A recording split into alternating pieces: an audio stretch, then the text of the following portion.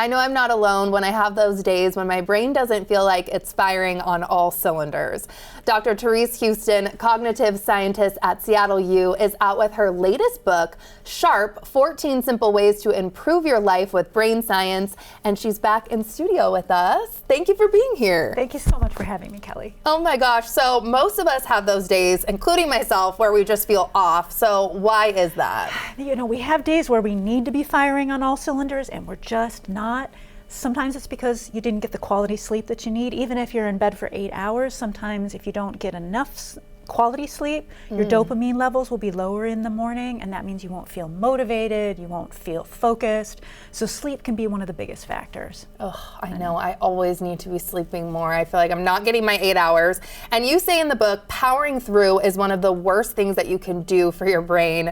Why is that? And I feel like I'm one of those people that say that to myself, just power through, power through. So I'm going to give you new language. Instead of thinking powering through, think I'm powering down. Right? Oh. Yeah, just like with your phone, you know, your phone begins to dim, the screen will begin to dim if you haven't taken a break in a long time, if you haven't recharged it. In the same way, your thinking begins to power down, your thinking gets dimmer. So we need to take what are known as micro breaks. We just need to take short breaks throughout the day, less than 10 minutes, and it's going to refresh your brain in ways that you'll actually feel and notice. And you'll see your fatigue go down, performance go up. Okay, it's like counterintuitive almost, because you feel like you need to power through to get everything done, but actually you might be, you know, more willing to get things done if you power down. If you power down for just a couple of minutes, your performance will actually go up. One of the things I like to think, we often think the most productive people are the people who are working hardest. They actually might be resting smarter. Okay, and how much downtime does our brain then actually need?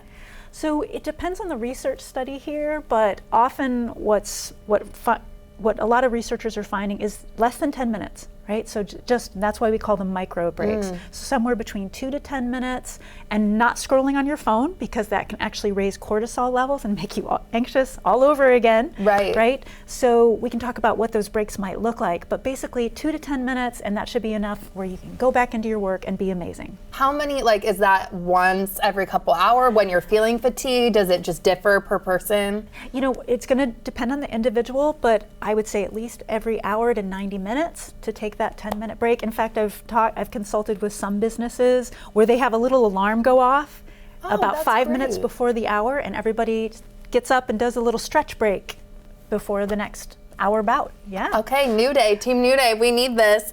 Let's talk about the science too between focus fatigue. What do you mean by this?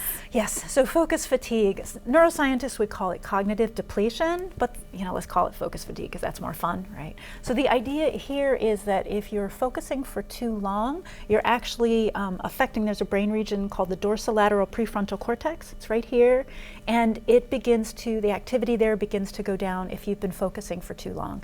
And that area is important for memory, it's important for inhibiting your responses, and so the way that might show up, you'll know that you've got focus fatigue. If someone interrupts you and you get really snappy at them, you get kind of irritable. Irritated, you get irritable. It might feel like that's just because it was an interruption, but that's probably that part of the prefrontal cortex isn't functioning as well, and so you're not able to inhibit your irritation.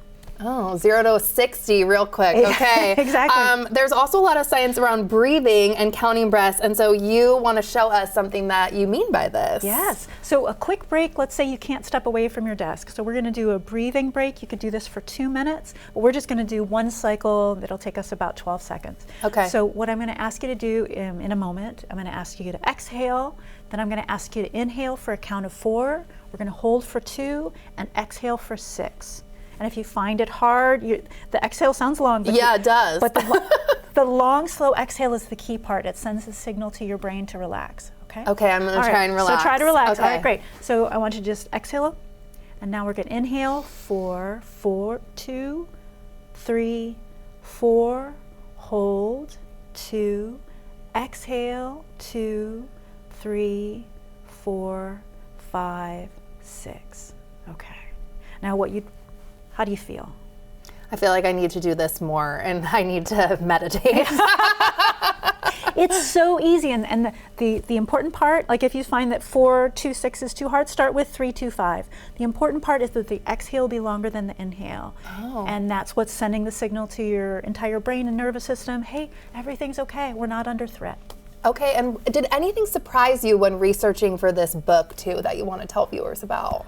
I think one of the things that was most surprising to me is how well something called binaural beats work. That's where you put on headphones, you find something called 40 hertz binaural beats, you can find it on YouTube. It will zip up your focus like that. I mean, you will feel so focused so quickly. So binaural beats was the big surprise for me. I now use it probably on a weekly basis. Amazing. Thank you so much for being here. I learned so much. I need to meditate.